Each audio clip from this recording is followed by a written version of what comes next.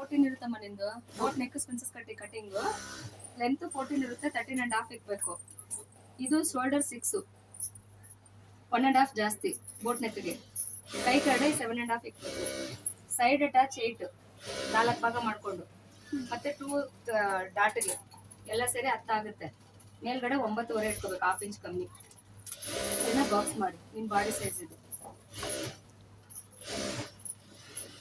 ಹಿಂಗ್ ಬಾಕ್ಸ್ ಮಾಡಿದ್ಮೇಲೆ 1.5 ಇಂಚ್ ಕಚ್ಚಾ ಒಂದು, 1/2 ಇಂಚ್ ಕಚ್ಚಾ ಒಂದು, 1 ಇಂಚ್ ಕಚ್ಚಾ ಒಂದು. ಅದು ಪ್ರಿನ್ಸಸ್ ಕಟ್ಗೆ.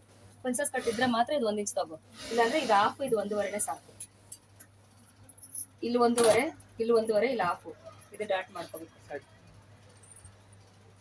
ಇಲ್ಲಿ ಈ ಕಡೆ ಬೋಟ್ ನೆಕ್ ಆದ್ರೆ ಈ ಕಡೆ 2.5 ಬಿಟ್ಬಿಟ್ಟು ಮಿಕ್ಕಿದೆಲ್ಲ ತಗೊಬೇಕು. 5 ಬರುತ್ತೆ.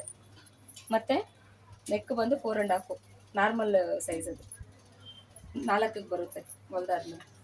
ಇದೆಲ್ಲ ಆದ್ಮೇಲೆ ಈ ಡಾಟ್ ಹೆಂಗ್ ತಗೋಬೇಕಂದ್ರೆ ಸೆಂಟರ್ ಡಾಟು ಇಲ್ಲಿಂದ 7.5 ಇಡ್ತೀಯಲ್ಲ ಡೀಪ್ ಮಾಮೂಲಿಗೆ, ಆ ಥರ ಎತ್ಕೊಂಡು ಇಲ್ಲಿಂದ ಇಲ್ಲಿ ಎಷ್ಟು ಬರುತ್ತೆ 5 ಬಂದಿದೆ, 2.5 ಹಾಕಿ ಇಲ್ಲಿ 2.5 ಹಾಕೋಬೇಕು.